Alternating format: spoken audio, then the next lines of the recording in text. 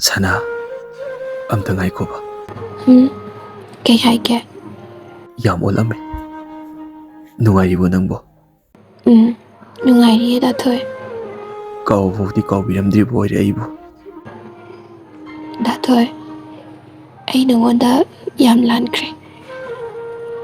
Sana, ngayhaki arang-arang na mi amagi pusibu lepa yadabni. Matamduda ay kiyang waki.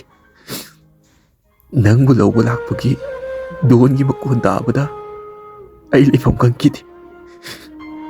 Adubo ay kakangkibane mikupduda. Nangi pusina nungay na layradi hayna. Ay pumnamak khangdaba natiye Datoy.